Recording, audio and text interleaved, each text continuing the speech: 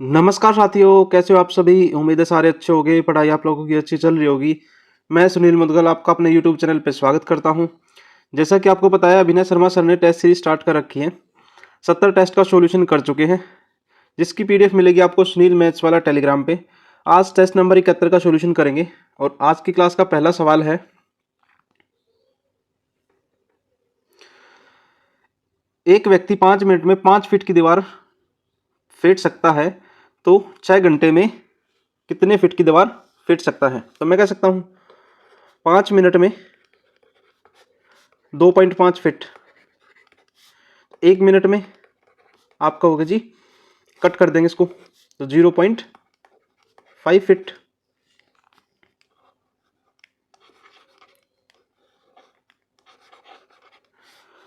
तो 6 घंटे में, 6 घंटे का मतलब 6 गुना 60, 360 मिनट में, तो 360 गुना 5/10, 0 से 0 कटने वाली है, तो 36 पंजे 180 फीट की दीवार वो फेंट सकता है। Option number B.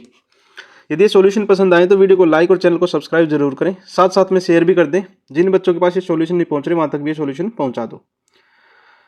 Question number 2। Question number 2 में कहा है, what is the value of quote q in figure. आपको पता है कि 8, 15 और 17 का ट्रिपलेट होता है, और कोट कोट क्या होता है आपका होगा जी, बेस अपॉन परपेंडिकुलर। जब ये थीटा है तो इसके सामने क्या होगा आपका होगा जी, थीटा है तो इसके सामने हो जाएगा 8 और 15। अब ये कोट क्यू की जगह मेरे हिसाब से तो थीटा होना चाहिए, मेरे हिसाब से तो थीटा होना चाहिए, और थीटा होगा तो ये रिजल्ट कितना मिलेगा, कोट क्यू कितना हो जाएगा 15/8। ऑप्शन नंबर सी ठीक होने वाला है फिर यहाँ पे। और यदि सामने तो पी दे रखा है,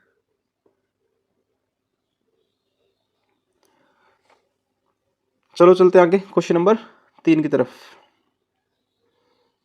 क्वेश्चन नंबर 3 में कहा, a thief running at the speed of x kilometre per hour is chased by police man running at a speed of 10 km per hour. If the thief is ahead by 100 meters, the policeman catch the thief after 3 minutes.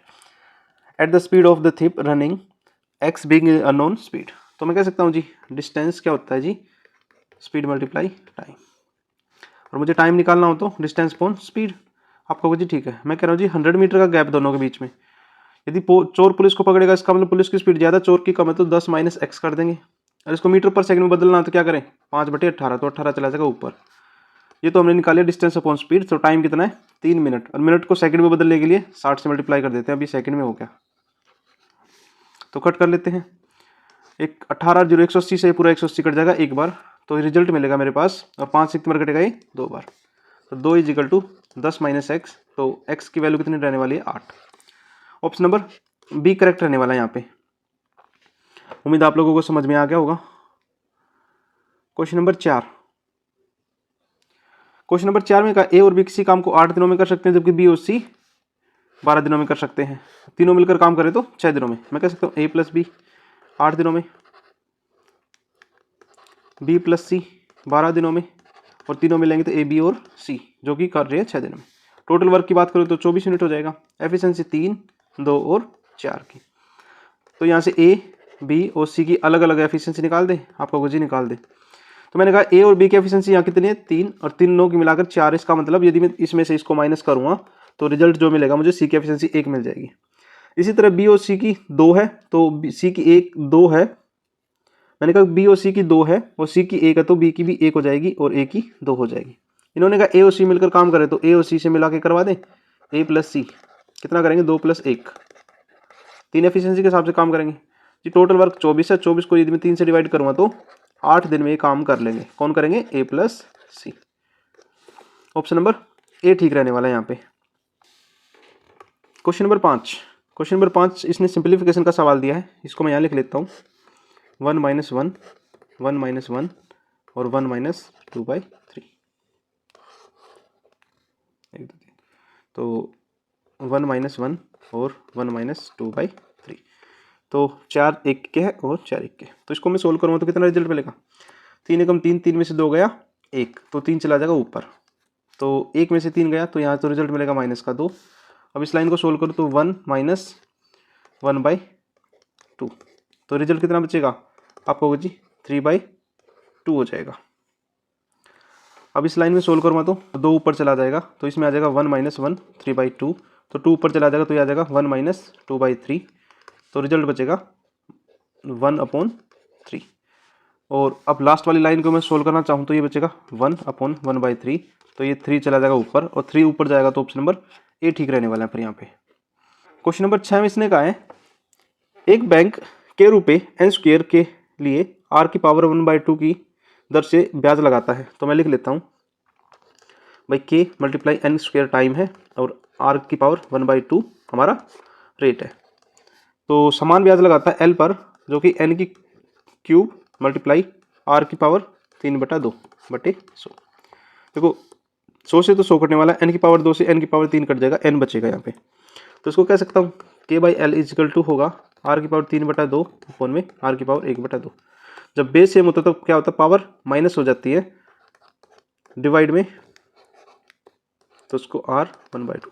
जब base same होता है तो power क्या हो जाती है, कम हो जाती है डिवाइड में, तो r/l, जिसको लिख सकता हूँ r⁴ 3/2 माइनस में 1/2, तो r⁴ कितनी बचेगी 1, और यहाँ n भी रहेगा साथ में, n भी रहेगा, तो k/l जो कि इक्वल हो जाएगा n r/1।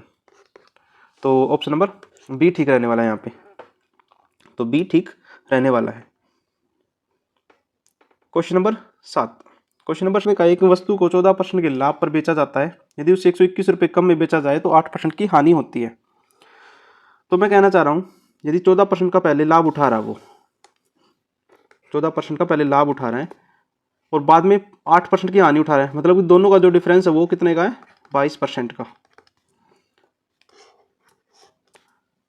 बाद में वो हानि 8% की उठा रहा है, तो यदि मैं दोनों का डिफरेंस की बात करूं तो 22% है और 22% की वैल्यू ही सवाल में 121 है। तो यदि मैं ऐसे डिवाइड करना चाहूँ तो 11 दूनी 22, 2% की वैल्यू 11 रहने वाली है और 100% की वैल्यू यहाँ से कितनी हो जाएगी 550। ये हमारा क्या हो जाएगा, सीपी हो जाएगा। एसपी की मैं बात करूँ तो सवाल में कहा कि 536.25 रुपये की में बेची गई, तो आपको जी कितने का लॉस हो रहा है यहाँ पे आपका, तो यहाँ मैं लॉस की बात करूँ तो कितने का लॉस होगा आपका, 13.75 रुपये का लॉस हो जाएगा।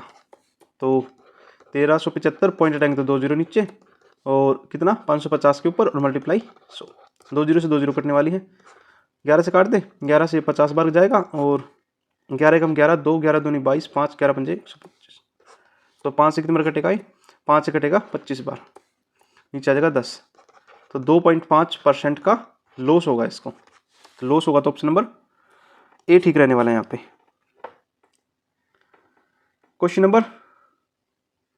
क्वेश्चन नंबर 8 में कहा है 7200 का, लिख लेते हैं साथ साथ में, 7200 का 17 34 35/200%, 3 चौक 12 और एक 13 13/400, और ये हो जाएगा 100/300। तो 2 जीरो से 2 जीरो कट जाएगी, ये 2 जीरो से 2 जीरो कटेगी और 5 से 7 बार और 5 से 40 बार, 4 से 10 बार और 4 से 18 बार, तो मल्टीप्लाई कर देते हैं, 8 से 2 56, 6 3 18, 8 लास्ट में आना चाहिए, तो 8 लास्ट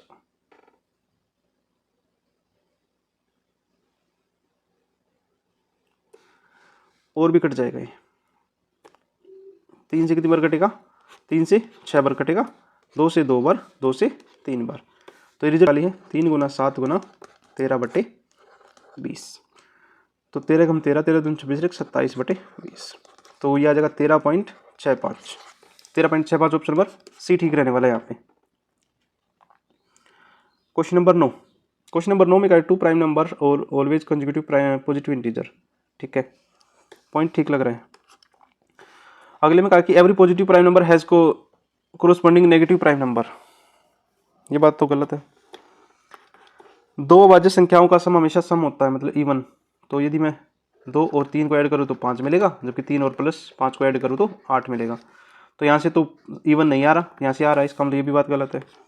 को prime number are always prime number, coprime number होते हैं वो हमेशा प्राइम नंबर होते हैं, तो को प्राइम नंबर हमेशा प्राइम नंबर होते हैं, ये बात तो नहीं है, ओड भी हो सकते हैं, तो मेरे को एक ही पॉइंट ठीक लग रहा है, ऑप्शन नंबर सी ठीक हो जाएगा यहाँ पे।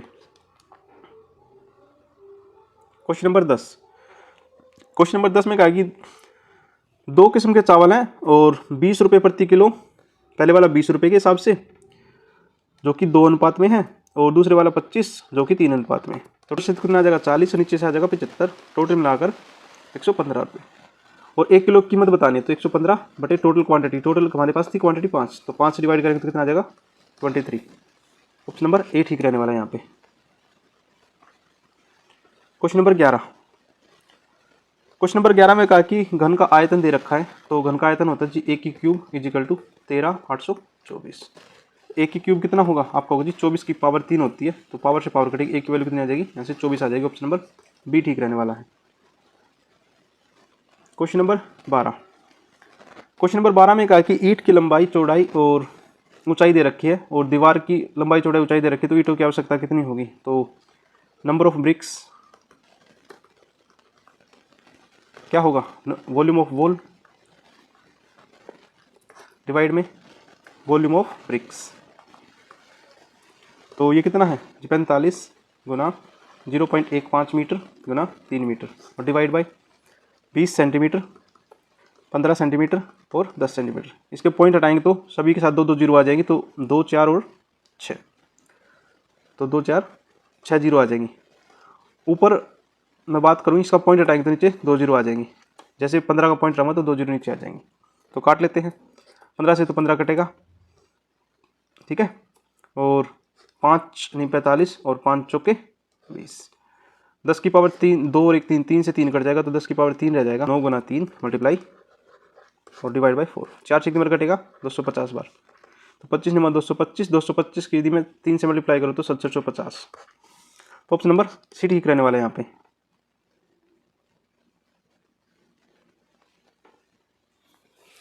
Question number 13। क्वेश्चन नंबर 13 में इसने कहा एक त्रिभुज का क्षेत्रफल दे रखा 1470 और त्रिभुज के आधार उसकी ऊंचाई का 3/5 है, तो ऊंचाई क्या होगी। यदि मैं एरिया की बात करूं,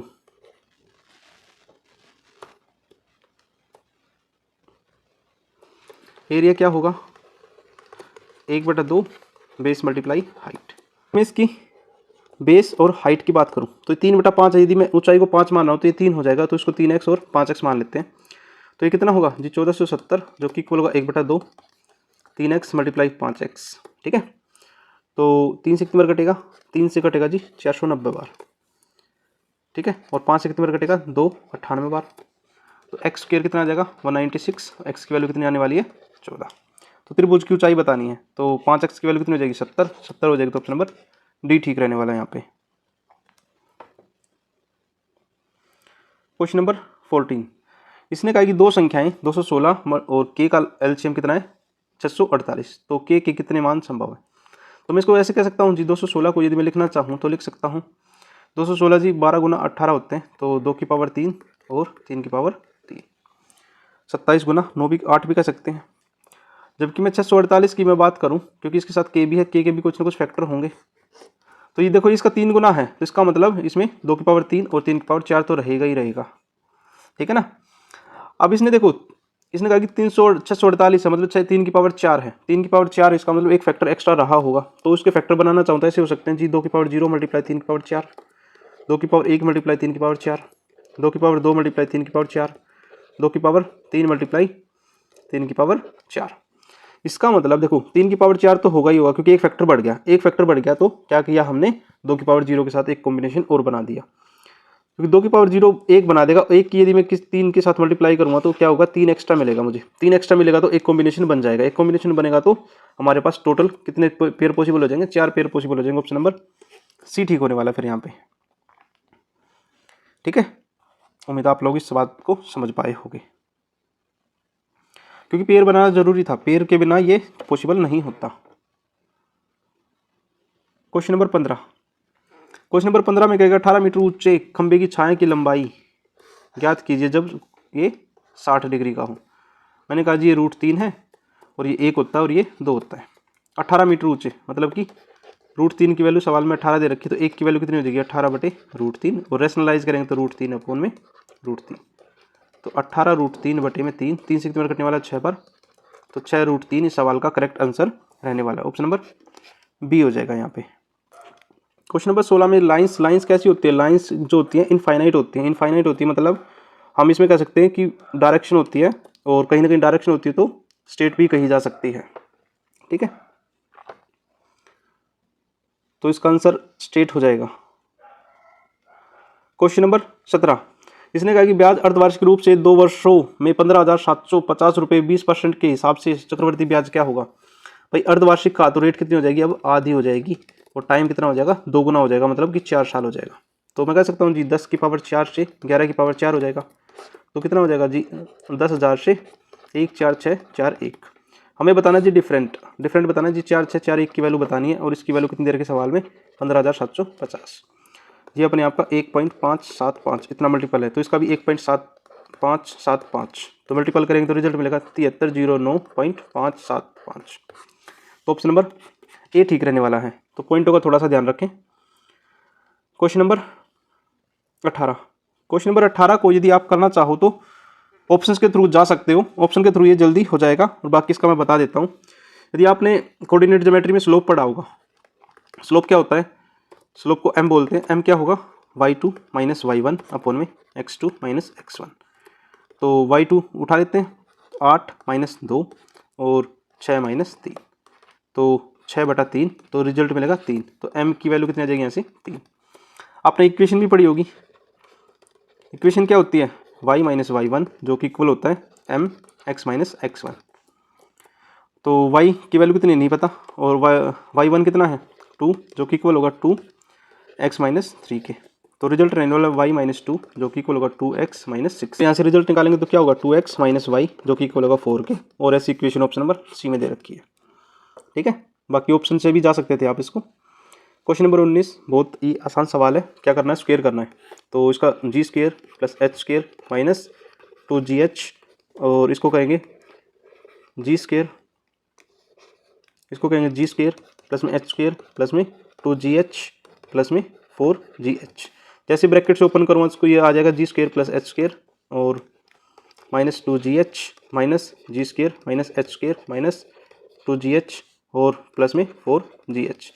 देखो इसमें सारा डाटा कट जाएगा, प्लस वाला माइनस से कटने वाला है, तो रिजल्ट रहने वाला है 0। तो 0 हो जाएगा, ऑप्शन नंबर डी ठीक हो जाएगा यहाँ पे। क्वेश्चन नंबर 20, क्वेश्चन नंबर 20 है जो कि हमारा प्रॉब्लम ऑफ एज का सवाल है। इसने कहा ए और बी की वर्तमान आयु का अनुपात 8:9 है। 9 साल के बाद ये 19:21 का हो जाएगा। मैंने कहा जी एज का डिफरेंस चेक कर लेते हैं जी। एज का डिफरेंस या तो 1 है और नीचे 2 है, तो एज का डिफरेंस कभी बदलता नहीं है, नहीं बदलता, उसकी 2 से मल्टीप्लाई करेंगे तो नई एज कितनी हो जाएगी 16 और 18।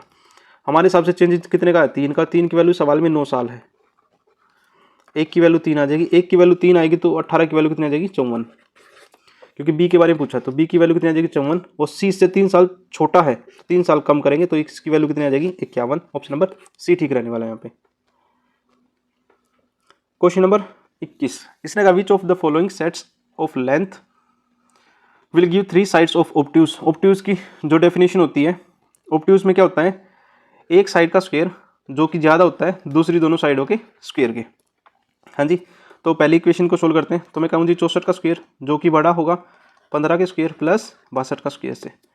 मैं कहूँ जी 64 का स्क्वायर तो होता है जी 4096 जो कि बड़ा होगा 225 प्लस में 3844 से।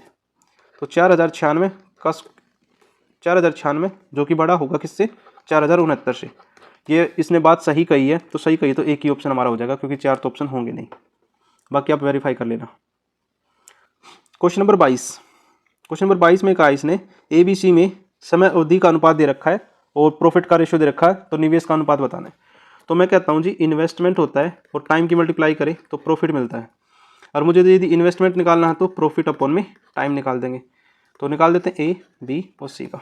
यदि मुझे इन्वेस्टमेंट निकालना है तो यह जगह 4/3 रेशियो 3/2 रेशियो 14/7, 7 से कितनी बार कटेगा 2 बार। यदि मुझे तो A की वैल्यू निकालनी है तो 4, और जो भी एक्स्ट्रा हो वो लिख देंगे यहाँ 2 × 1, क्योंकि जो A की वैल्यू निकालनी है तो B और C के नीचे वाली संख्या लिखी जाती है। तो B की वैल्यू निकालनी है तो 3 तो होगा ही होगा, और 3 ये वाला एक्स्ट्रा और 1 रेशियो 2 × 2 × 3। कुछ कॉमन है तो लिख देते हैं, काट देते हैं, कुछ कॉमन है तो काट देते हैं, वरना लिख देते हैं 8:9:12। Option number B. आप एलसीएम लेके भी कर सकते हो, लेकिन जैसे ही बड़ा नंबर होगा तो एलसीएम निकालना थोड़ा मुश्किल होता है, तो ये वाला तरीका बेस्ट है। क्वेश्चन नंबर 23, क्वेश्चन नंबर 23 में कहा है कि 2 नल हैं, एक तो भरने वाला और एक खाली करने वाला। तो तो 11/2 घंटे में बढ़ सकता है, जबकि खाली करने वाला 33/4। एलसीएम की बात करेंगे तो 33 होगा, एफिशिएंसी की बात करेंगे तो ये 6 हो जाएगा और ये 4 हो जाएगा नेगेटिव का। तो इसको लिखेंगे 33 का 30% निकालना है और खाली करना, तो 6 में से 4 गया 2, तो 0 से 0 कटने वाला है, तो 99/20, जो कि सवाल का ऑप्शन नंबर बी आंसर रहने वाला है। Question number 24। यदि ये वीडियो पसंद आए तो वीडियो को लाइक और चैनल को सब्सक्राइब जरूर करें, साथ साथ में शेयर भी कर दें। जिन बच्चों के पास ये सॉल्यूशन नहीं पहुंच रहे वहां तक भी सॉल्यूशन पहुंचा दो। क्वेश्चन नंबर 20 में कहा है कि जो आप इसको इंग्लिश में पढ़ें, हिंदी में ना पढ़ें, हिंदी में थोड़ा सा गलत दिया हुआ है। A fruits merchant bought some bananas, मैं कह रहा हूँ भाई 100 बनाना खरीदे होंगे उसने, ठीक है। 1/5 रोटन, मतलब 1/5 क्या हो गए, सड़ गए, खराब हो गए। तो कितने खराब हो गए, आपको 20, तो रिमेनिंग कितना होगा आपको जी 80 का भी इसने क्या किया, 2/5 बनाना 15% प्रॉफिट बेचे, इसका 2/5 कितना होगा 32 और 3/5 कितना हो जाएगा 48। इसको 15% के प्रॉफिट पे बेचा, ठीक है, और दूसरे वाले को 10% के प्रॉफिट बेचा, तो इसका 15% कितना होगा आपको जी प्रॉफिट के साथ बेचा, तो 115 की वैल्यू निकाल देते हैं डायरेक्ट, तो 36.80 हो जाएगा, और इसका 10% तो ये हो जाएगा 52.80। तो कुल घाटा तो देख लेते हैं, यदि मैं दोनों को जोड़ना चाहूँ तो दोनों को जोड़ेंगे तो कितना मिलेगा 89.60। भाई 100 की चीज़ खरीदी थी, 89.60 में बेची है, तो मैं कह सकता हूँ जी 10.4% का लॉस हो जाएगा, 10.4% का लॉस हो जाएगा, तो ऑप्शन नंबर बी ठीक रहने वाला है यहाँ पे। Question number 25। क्वेश्चन नंबर 25 में इसने कहा है कि 4 व्यक्ति दे रखे हैं ए बी सी डी, तो लिख लेता हूँ ए बी सी और डी, ए बी सी और डी।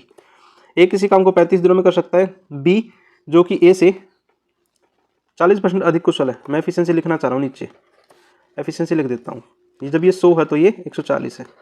रेशियो की बात करें तो 5 से काट देते हैं, जब ये 28 होगा तो ये 25 होगा। सी बी से 25% अधिक कुशल है, तो इसका 25% इसको दे देते हैं, तो ये कितना हो जाएगा 35 हो जाएगा। तो इसका मतलब इसकी एफिशिएंसी 25 की है, दूसरे की 28 की है, तीसरे की 35 की है। और बी ओ सी 8 दिन काम करते हैं, बी ओ सी 8 दिन काम करते हैं। चलो बी ओ सी के भी बारे में बता देते हैं जी, बी प्लस सी, ये दोनों बी प्लस सी हैं और 8 दिन काम करवाने हैं, तो 3 5 और 1 6 63 के हिसाब से 8 दिन काम करेंगे, तो 8 या 24 2 48 2 50, तो 504 काम ये कर लेंगे। और टोटल काम निकालना है तो आप एक ही एफिशिएंसी और एक ही टाइम से निकाल सकते हो, टोटल 700 काम हो जाएगा। बी और डी ने 3.5 दिन काम किया, तो 72% काम पूरा कर सकता है। चलो मैं कहना चाह रहा हूँ रिमेनिंग वर्क,